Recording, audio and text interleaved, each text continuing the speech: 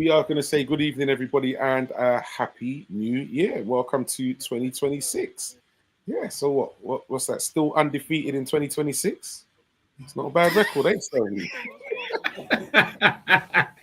Not a And you know bad what the good record. thing about it is mad. We can create any form of stats, but it's the reality. You're correct. That's it. Unbeaten in 2026. I'm telling you, definitely, mate. So they was calling this one today, the champions versus the champions elect. That's what they were calling this one today. So yeah, interesting. I must say, interesting. Did you have any pre-match predictions, Stoney? Do you know what? I think the only thing that I was hoping was, and I'll be honest, I think Arsenal's form has probably been, I think they probably had more of a rich vein of form than we had. We have had leading up into this game. So I must admit, like anybody else that supports our club, I wanted us to come away with 3 points. I think we played them near the beginning of the season and we beat them 1-0.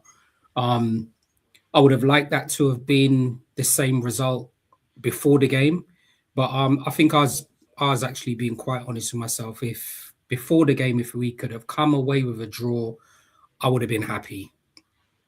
And I'm just being honest.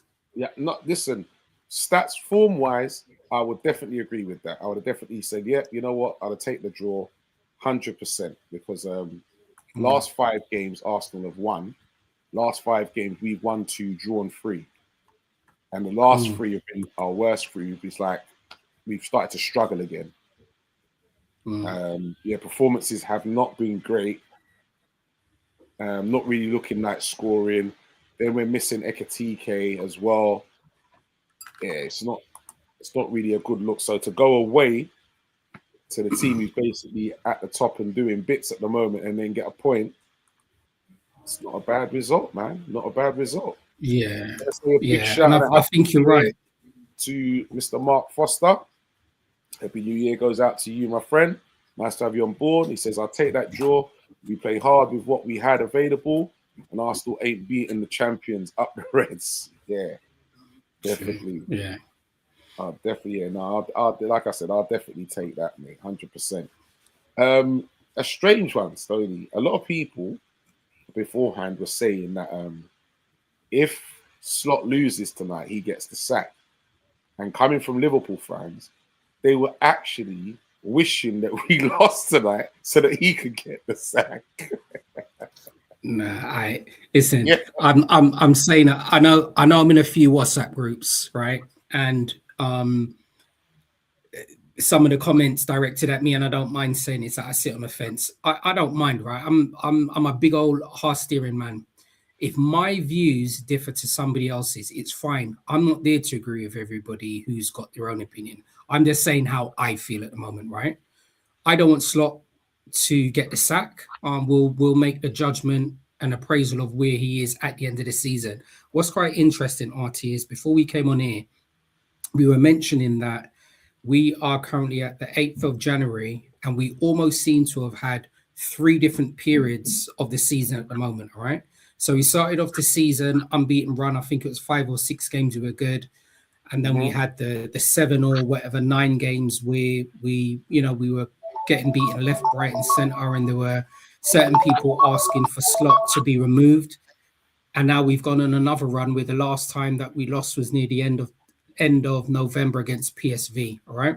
So even though we haven't won games, we're drawing a lot. So then for a lot of people to have the rationale to say they want Slot to leave, I'm a little bit mystified, right? Have we been playing attractive football this season? Absolutely not. Would I have been disheartened if I had gone to watch any live games and paid my own money to watch any of these games? Yes, I would have been upset. But I think collectively, if we look at all of the teams, and I'm just talking about this season, nobody really ain't playing any nice football, you know. I think before we came on air, I think I was saying that it's probably only Bournemouth in periods who have been actually playing football that you'd say is quite attractive. And I suppose we'll probably get some Arsenal supporters that will jump on and say they've been playing nice football. But you know who else? It's actually? nice, attractive football, attacking football. Fulham. I knew he was going So, to say that. yeah, Fulham. Is that all down to Harry Wilson? Or are they playing attacking football collectively? Because he just seems like he's running the show by himself there with Fulham. He's pulling all the strings, bro. He's conducting that orchestra neatly. I'm telling you, he's conducting that orchestra neatly. I'm telling you, he's looking like, for me, he's looking like a boss, and he's looking like he may not be there that long. If he keeps this up for this season, I can see him moving on. I can definitely credit see to him. On. Yeah, no, he has been mustard, mate. He's in my dream team as well. Getting me a good few points. Yeah, definitely. Yeah, man. Getting me a good few points there. I tell you, God knows I need him. I tell you. Yeah. So tonight, Stoney, how did you see? Let's see the first half. How did you see the first half? I thought it was. I'm trying to think of what's that expression that people have used. All hands to the deck for Liverpool in terms of defending. I'm not too sure on the stats. I'm not going to give the impression. I watched the game, full game, so I'm not going to give the impression that I'm aware of what the stats were in terms of us being able to make any shots on goal against Rare in the first half. But Arsenal just were camped in our half. I mean, the damage Saka was actually doing in that first half, man. I was just thinking, bro, please just leave us alone. Just leave us alone for a short period of time. But I thought Arsenal were in complete control. It felt as if we were playing a 4-5-1. I think when the team sheet came out, it was indicated that Cody was playing centrally. But when the game started, it was clear that Wirtz was playing centrally and Cody over on the left. I mean, in terms of the starting lineup, I was happy. I know moving up before this game, Curtis Jones hadn't actually been playing quite good in my opinion. But look, everybody needs to have a little rest, right? But I was happy with the starting lineup, RT. But we were under the cosh, absolutely under the cosh. And it's like I was thinking, has Slot, was he set up for us to be defending that deep? Because even when we did have the ball, we weren't attacking with any purpose. We weren't attacking with any purpose anywhere in the first half. I just think it was all Arsenal. And honestly, I was glad that it got into the halftime as 0-0. But yeah, I just thought it was all Arsenal. How did you see it in the first half? Yeah, listen, I was praying that we could get to halftime at 0-0 and then regalvanize and come and go again. And yeah, definitely, I see they were camped in our half, man. But to be fair, as much as they were camped in our half, there wasn't no real clear-cut opportunities. Like Alisson wasn't really, making great saves and things like that. So I think we still did well. I think what it was to soak up the pressure, keep them quiet, and then to go out second half and have a go. You know what I mean? And like they got a bit frustrated, I must say. So it seemed to actually work, to be honest. Yeah. So Mark says to play slot system, we need wingers and what? And centre backs, and we nothing on the bench. If Slot had that, I think Arsenal would be looking to keep up with us. Well, I mean, it was interesting. Apart from because Bradley got injured near the end of the game, wasn't it? Yeah. And in saying, I actually hope he's going to be all right. I think.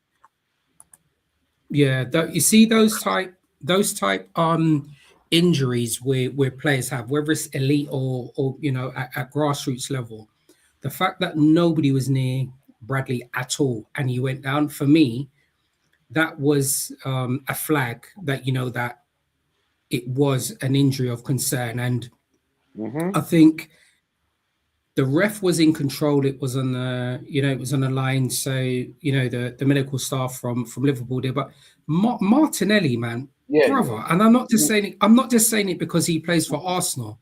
You don't do things like that. What I'm saying is, you are a professional, right? You should actually have a duty of care to actually look after your fellow professionals. As he said, I'm just going to say it, nobody was near Conor Bradley, so you know that he wouldn't go down, or any player wouldn't go down for any reason. So why are you pushing the brother off the pitch? that's bananas, man. Yeah, There's that was need for that. disgusting, man.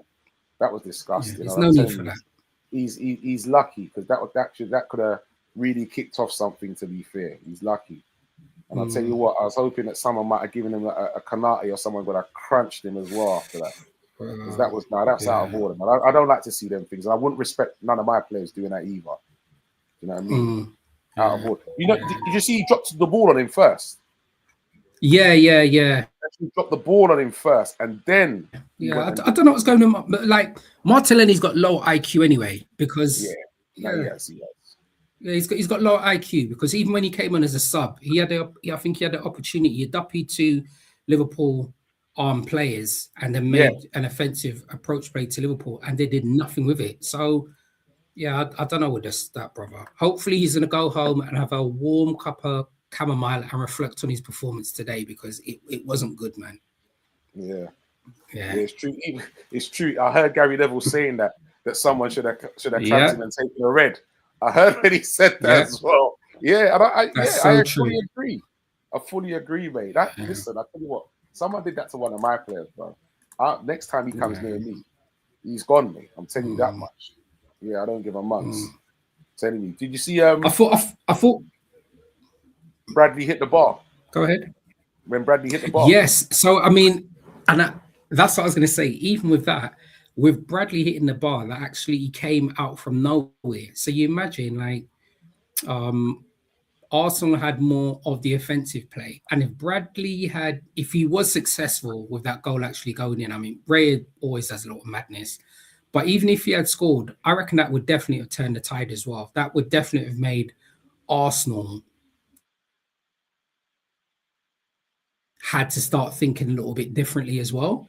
But going back to what you were saying, Artie, when I was saying that it felt like Arsenal was in full control in the first half.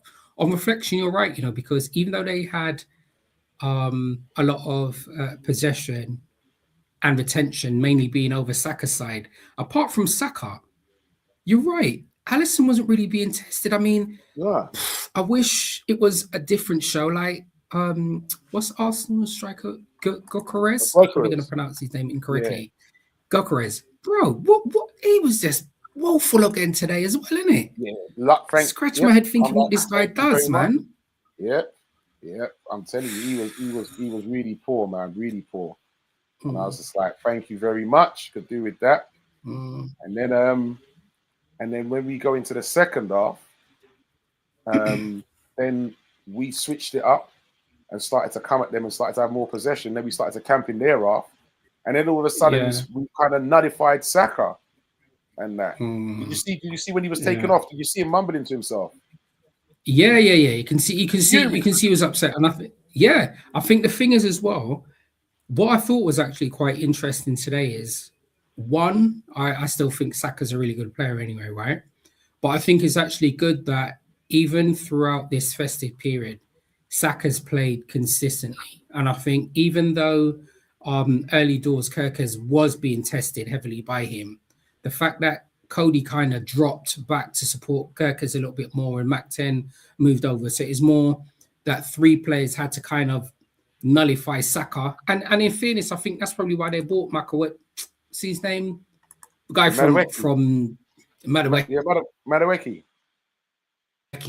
So if opportunities like Saka did a lot, but unfortunately, So prior to Saka coming off, Saka was probably Arsenal's most important and influential player. But bro, sometimes if for whatever reason, if you're not being able to get the output that you want, that's why they've obviously bought Madueke to give something different as well. But yeah, I agree. Yes. Saka weren't happy, but big up Arteta. I'm glad he took him off because I didn't want Saka to stay on the pitch. No. So but actually, at that point, I didn't mind because after that now, Kirkers had started playing him a lot better and he'd gone into his shell. And then there was a little battle with him and Kirkers won the battle, and then that was it, mate. Next thing you know, his number was going up. So I was like, then I was a bit worried about Madueke coming on because I think he is a game changer when he comes on. Yeah. Because he has got that something different about him with a little bit of skill that he's got. So I was more worried about him, to be fair. But so let's have a bit of a player watch. So someone who's been back from injury now, is getting a little run in the team, and not in a position that a lot of us thought we would be seeing him too often, actually. But let's have a talk about Frimpong, man. Being our Yeah, right side is forward. yeah, I actually think medium and long term, and I still do believe that Kirkes, Verts, and Frimpong and our goalie, they're all long term purchases because they are all still quite young as well. I think Frimpong's position when he plays for us is going to be at that advanced position as the right forward.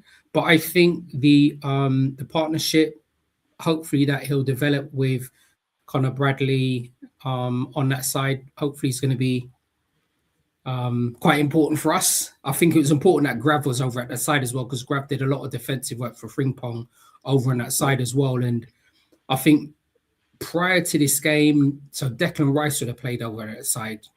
What side am I on? Yeah, over on that side. Yeah, I think he did all right. I can't remember Arsenal. I can't never ever pronounce the Arsenal's left back, Hinachi, whatever his name is, the brother that played at left back for them. Was it Nkapie? Yeah, Nkapie. That's correct. Yeah, so I think it was good that they both Frimpong had the opportunity to be up against him this game. Still, I don't know. I've still got my thoughts and reservations about Frimpong, but as I said, he's a long-term investment and purchase, and I do believe he's going to work better being higher at the pitch than where Bradley is playing at right back. So yeah, I'd probably give him about a 6.5 today, RT. Yeah. Okay.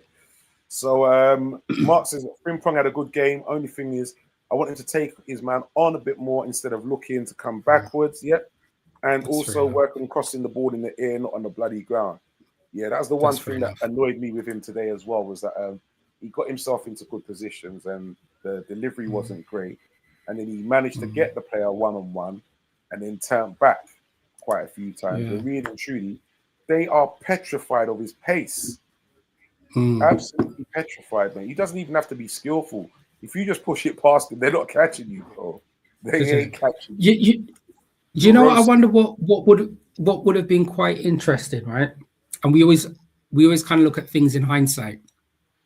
With Verts playing as the vocal point, he kept dropping off a lot. So whereas I know they're two completely different players and have different skill sets. So whereas Ikatike will be up there, he'll run in behind the defenders.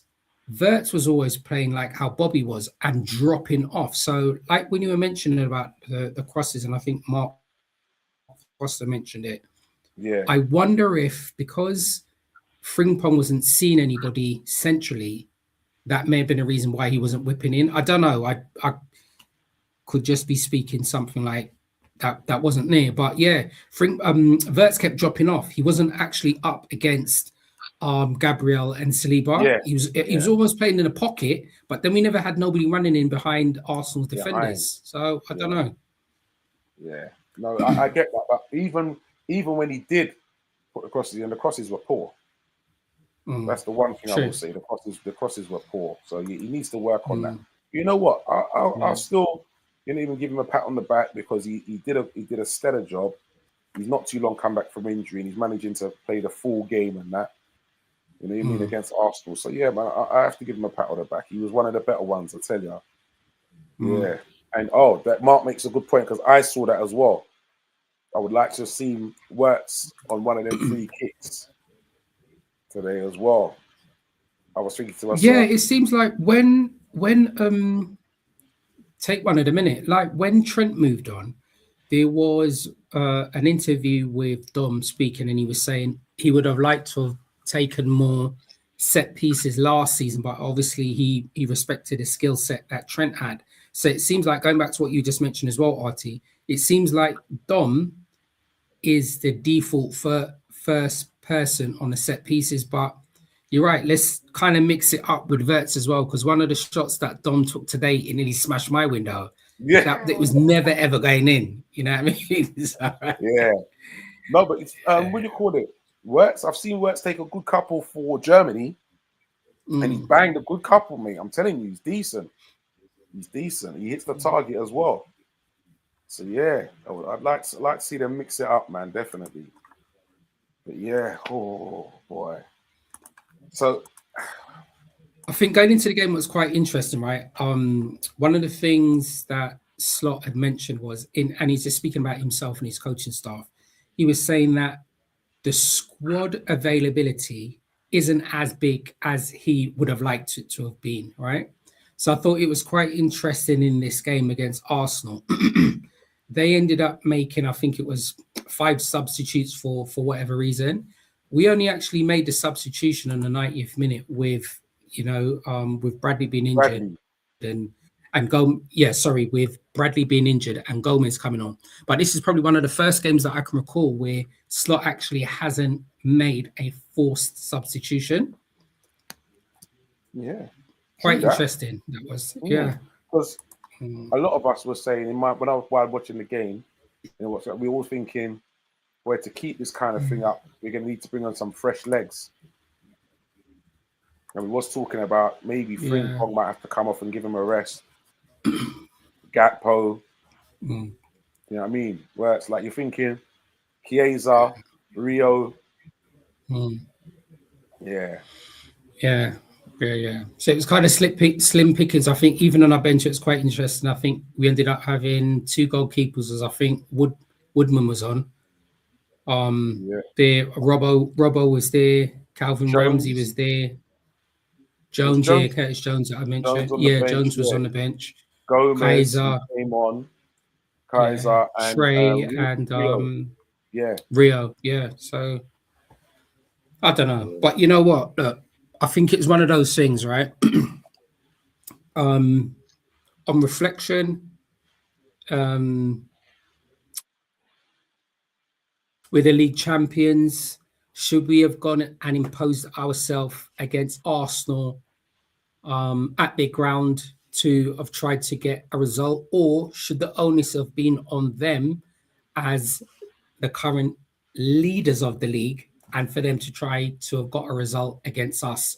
It's really strange. Like in a short period of time, I'm probably just happy with the result, and I just look forward to the Barnsley game. In all honesty, I'm not going to be. I have to keep it 100, man. I have to keep it a buck. I was definitely saying before this, I'll take a draw because I couldn't even see that by the way we've been playing. I'm thinking we might get a paste in it today. Seriously. Yeah. But to be fair, you know what? Get a draw, I'll take that all day long. Current teams. Yeah, so that's 4 points we've taken off them. Yeah. You know what I mean? So sure. yeah, I'm definitely happy with that. I think as Mark even alludes to as well, that come Monday against Barnsley, Robbo, Chiesa, Hugo, Gomez, Jones, Rio, they'll probably all get a run out. Even Naomi probably get a run out as well. You never know. Even Endo. True. Yeah. I hope so. Because you're right. You're right. Because if we got Barnsley on Monday, and then it's not until a Saturday that we got. Yeah, and then it's not until because we don't have a midweek game. So it's not until a Saturday that we got Burnley. So you're right. Those players that yourself and Mark have mentioned, I think it would be good if they can actually get some game time as well. Yeah, no, they need to, and we also need to give some of them guys a rest, man. Like VVD's played every single game. He needs a rest, man. Yeah, he needs a rest, and I think that's a good time to give him a break. Yeah, definitely. We need to try and use this squad, man, and hopefully Hugo is back and fit, and I'd like to see him get a 45 minutes at least, just to get his fitness up. I wouldn't want to see him come back and be playing the whole game. No.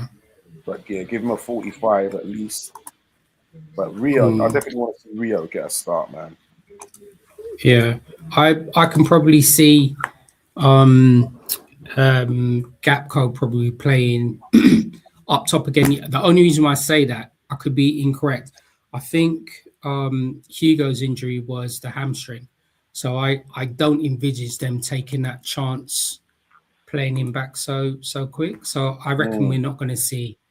I don't reckon we're going to see Hugo playing against Barnsley. Just wrap him up in cotton ball, man. Yeah, the way things are going, but there has been some positive news with news that Leone, the young centre back who did the ACL, that he's been back training on grass already. Bloody hell. So he's ahead of schedule. So yeah, that is a positive note, I must say. So yeah, sports science is amazing now as well, though, isn't it? I'm telling you. But you know what? As also because he's a young lad, they heal a lot quicker than us older boys. Yeah, you know what I mean?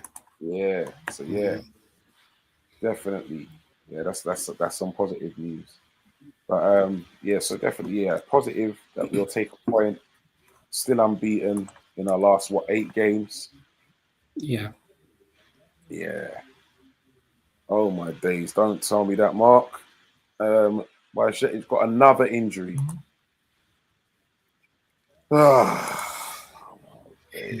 Things haven't worked out for him. You know, so mad. Like you think of it like a couple of seasons back before he went out on loan. He was so cute playing in that number 6 position, right? And yeah, I think this is what we're clearly seeing is things that happen with elite footballers, right? So it's not that they're not able to play at that level, but you're right. What we're seeing with Stefan there, injuries, whether it's muscle injuries, ankle injuries, the body's just not able to keep up and play all of the games that we want. So that's a shame there again about Stefan, because he said he's come back and he's still obviously having those problems. But yeah, similar to Hugo, man, let's wrap him up. Long-term player. And yeah, we just have to look after him. Yeah, man, we definitely do, man. Definitely do.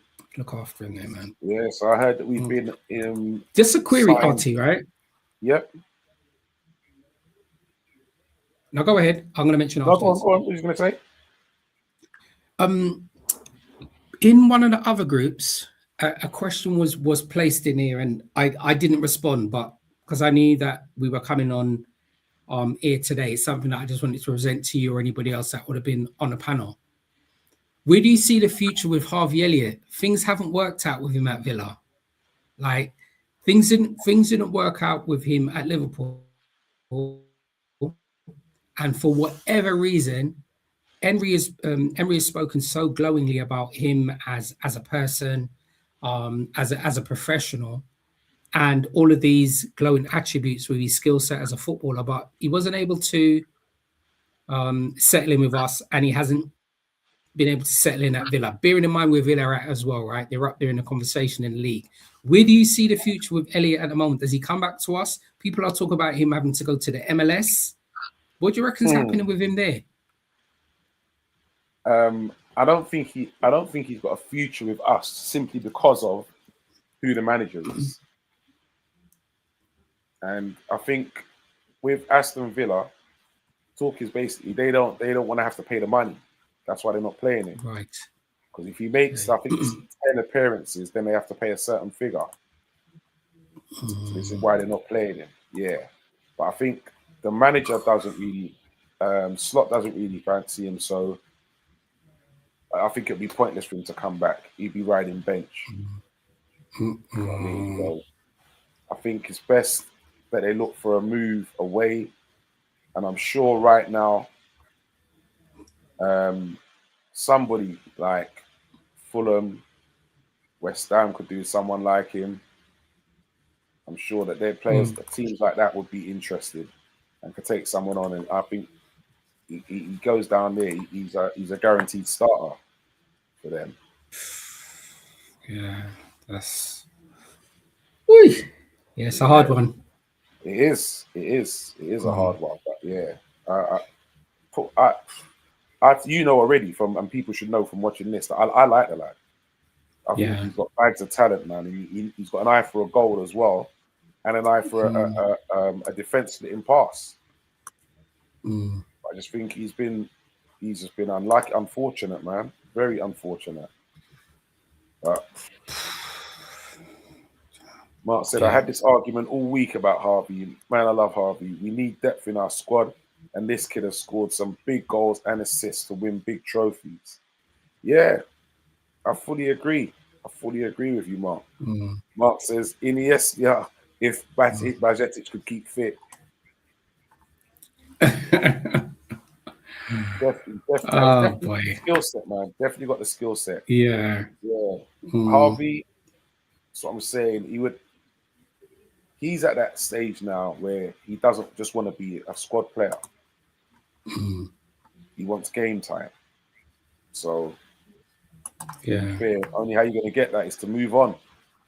Mm. Yeah. You're not Yeah. going to, And I you're not think going it's to one go of it's one of those things as well. It's quite interesting. Remember I was saying a couple of seasons ago that I didn't want Carvalho to move on, and he ended up going Brentford. And I was saying, well, look, he did bits at Fulham. He just needs to get more game time at us, and then when he goes to Brentford, he's going to get more game time. And it's probably the same situation there as well. I mean, I know he's out. Mhm. He's got a crucial ligament injury, Yeah, so he had a he's serious out for the injury, rest of the man. season as well. Yeah, Yeah, so he's out with his cruciate, but even that, he wasn't really causing conversations at Fulham. Like what you mentioned at the beginning of the show when we were speaking about Harry Wilson. Um, yeah, Fabio wasn't on Wilson's level. So no, sometimes players just hit their ceiling in it, and we just have to accept that. that's it. Mm, Yeah, we've had some young talent, man. Had some young mm, talent come through. Oh, this is sad news, man. Saying that they just said on the interviews that Slot said he fears the worst for Bradley. that's not good. Yeah, It's that's not that's good, that's man. not good. And as we mentioned as well, there's absolutely nobody near Cotter. You know, in some players in some games they may go down just a time waste. I mean, this was clearly a game that needed team wanted to time waste as well. That there would have been no need for it. But you're right, for a player to actually go down in that capacity as well, you know that is serious. Yeah, listen, I just hope that it's not too serious. I just hope that he's got his family and everybody else around him to support him with his recovery. And Mm, yeah, that's not good to see. that is For sad. Connor, that's not good to see. But Mm-mm. the bigger Kid can't catch picture, a break, it's man. all He can't catch a you break. can't. Thank you. And also, even if you think of it where does that then lead us once again with our right back position? Because we were mentioning your key highlight was about Frimpong, and we were saying that he's probably more suited to be more an offensive player, right Oh, forward. So then definitely. if we're looking at so if we're looking at right back, I know Ramsey was on the bench today, didn't get any game time call. So then we're looking at Ramsey, we're looking at Gomez playing in. I don't want Dom can play there, but I think as a team we need him at more an advanced position, either midfield or Of where he course. played Of today course. as the number 10. So yeah, we it's a concern again at the right back position. Hmm. Wow, Well, this is a not good. good, This will man. be a good chance now for Ramsey. Hopefully, he plays against Barnsley and can True. show Slot something. Yeah. Hopefully, if they decide to give um, Van Dijk a rest and Joe Gomez can play in the middle, Mm, then Ramsey true. can play on the right. Yeah. So yeah, Wow. Jeez, man. that's Oi. what we're hoping for. Mad. That's sad, man. That is very sad news, man. Mm, Telling you, poor lad. okay. What's happening with Mark Gahey, Stony, man? Before the season started, I oh, this guy listen. meant to be a done. What's going on? Mark Gay is probably in the one of the best positions I think professionally he could possibly ever envisage. Right. So watch this. Um, the situation at Crystal Palace, we all know is quite clear. News doesn't necessarily have to come from me. So no, Glasner's deals up at the end of the season, right? So Yep. even if Gay was to remain at Crystal Palace, he's not too sure what the managerial situation is going to be there. That's one factor, right? We know that we had the provisional contract deal with Crystal Palace, and we know that Glasner and the owners at Crystal Palace has basically said, well, look, we want Mark here for various reasons. And even though we know that he's only going to have, the 12 months left in his contract, we don't know whether we're going to get anybody in to even be half of the replacement for their captain. So I can see where they're coming from, right? Um, I kind of also look at that situation in the same situation as Van Dijk. And the only reason why I'm saying it is we knew Van Dijk was our main target for our centre back. So we weren't interested in looking at anybody else. And I think Liverpool obviously looked at Mark being the partnership to be with Van Dijk. So if there was any, second, third, fourth defenders on our list, it's like, okay, cool. They're in a slipstream, but Mark's who we wanted. Let's rewind where we are at the moment with the transfer window open. Mark can now choose where he wants to go.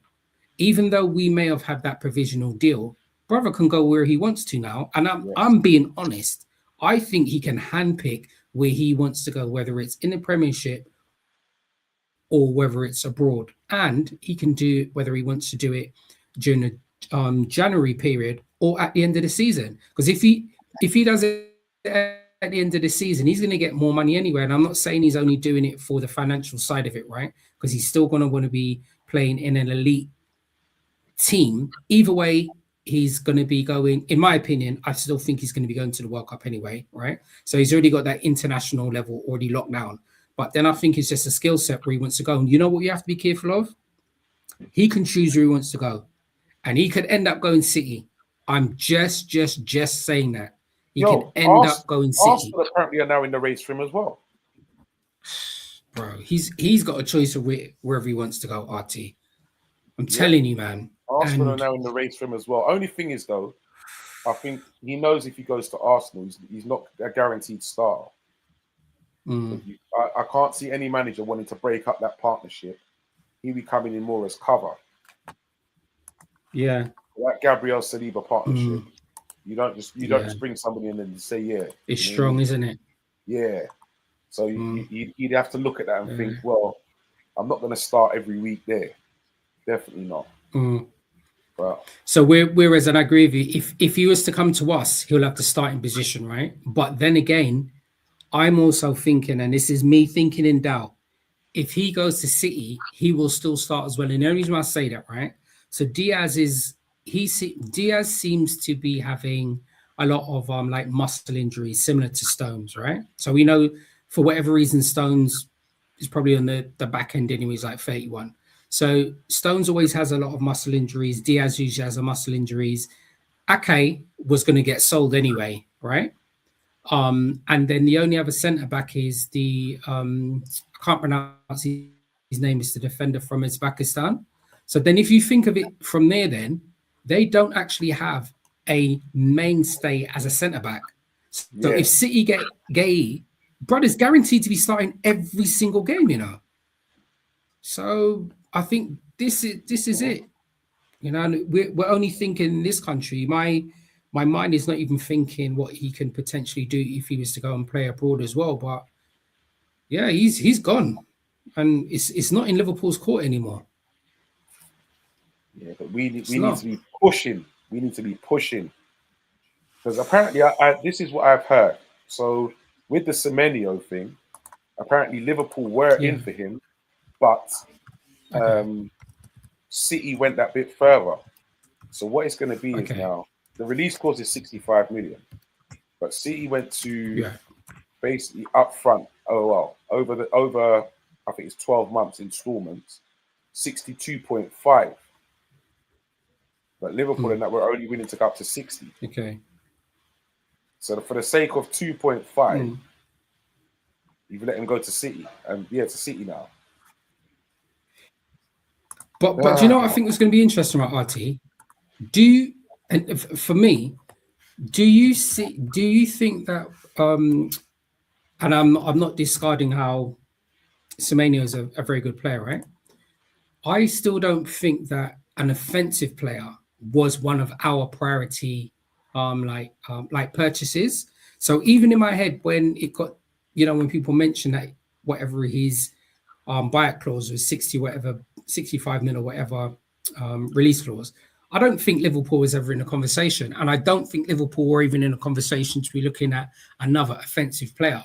Semedo is very, very, very good, right? Let's play devil's advocate. If we had got him for the release clause, where could you have seen him playing in Slot's current position? Because he seemed to already have a lot of players there anyway, offensive players. Mm. I think what would happen is That's the only thing that I was thinking in my head. he would be looking, I reckon, at taking over from Salah. Right. Okay. Yeah, because this is probably Salah's last season. Chiesa's probably going to go as well. So that would be your replacement there on the right. I reckon. Okay. Yeah, definitely. Okay. But this is the one that everyone's talking about, man. Get Barcola. Well, that was one of the things that apparently Slot was interested in us signing Barcola and putting our youngster out on loan. That was the conversation before. I think that's what Slot wanted to do. And whoever the powers that be within the club said that that's not going to be an option. But I would like that. I think that would be nice for us. But yeah, let's have that conversation over the summer or after the World Cup. Apparently, during the week there was a falling out with Slot and Richard Hughes and Edwards and that about the lack of game time that Rio's been getting. Yeah, that's correct. Yeah, so there's been a bit of a falling out about that as well. So another bit of news that has been hitting the press and saying that Liverpool, because of Isak's injury, Liverpool have been sniffing around the idea of bringing Ivan Toney back to the Prem. Oh, bloody hell. Okay, so that's the that's the first that I heard about that. I think my wow, there's so many variables on that, right? So if he was to come back, I'm thinking that would possibly be on like a loan deal for the rest of this season, possibly with a view to him making sure that he's involved in the international team for the World Cup, right? He's obviously got a lot of racks at the moment, so we definitely wouldn't be paying what he's playing in Saudi. But then he would definitely be taking a very big financial hit, because I think usually the players would usually have to stay out in Saudi for a minimum of 2 years before coming back to the Premiership, because then they get hit with the big issues to do with tax. Hence the reason why when Jordan left, he went to Ajax before coming back to England. So that would be interesting. That's the first I've heard about that, but I can't see that bearing fruit. But we have to watch this space, innit? It might be beneficial for him as well if he's looking for a push if his England plays for the World Cup as well. Because I don't know when it takes. How would you feel about that, RT? How would you feel about that? Yeah, I will. If it's a loan deal, I'd be all right with that as cover. A loan deal, yeah. Take him on loan for the rest of the season, yeah. Because look at the position we're in now. So to have one like somebody like Ivan Toney, who knows the Prem, is a good finisher, good in the air as well. Like, yeah, that would be a good shout for me. Wow. Mark said no, he'd rather bring back Nunes. Oof! Oh my gosh! Hey, no. Mark, you've gone too far now. You've gone too far. Mark has gone too far. It's very tongue in cheek there, man. Man's saying about going. No. Oh no. Mateta is not a Liverpool. So yeah. Not a Liverpool grade striker. No. Definitely not. I'll prefer if there's. I don't envisage us making any signings during the transfer window. Apart from Gay, hopefully. But if it's not him, then I just hope that it's more a defensive player. I think what's also quite interesting as well is with Liverpool, even though we haven't been winning, right? So what? It's the 9 or 10 games unbeaten run that we've got. We haven't lost. The conversation's completely quiet down now against Konate, even though he's in the same position as Gay. There ain't no conversation about that no more. It's just like it is what it is, isn't it? Yep. So I don't know. Yeah.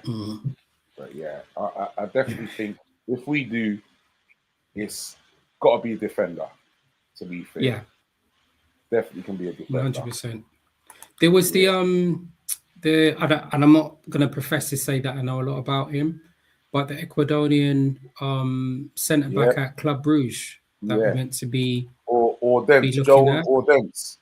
Yeah, and he's young as well. He's 21, so I'm not too sure. I'm not too sure what his contract looks like, but it's apparently, shouldn't amount more than about 30 mil or anything like that. So I'm just speaking in football terms, by the way, only in football terms. 30 or 35 mil is not much if we're getting either just another centre back, because you're right. We are, if anything happens to Konate, we are in trouble. Big trouble. We are in big trouble. Yeah. So we just watch this space, innit?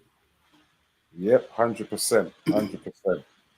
So yeah, we'll keep fingers crossed, man, that we can get the Gay deal over the line, man. That's what I really want. I just want to see that yellow bar, and that he's up. You know what I mean? He's done. He's made his way to Liverpool for his medical, and then it's all done.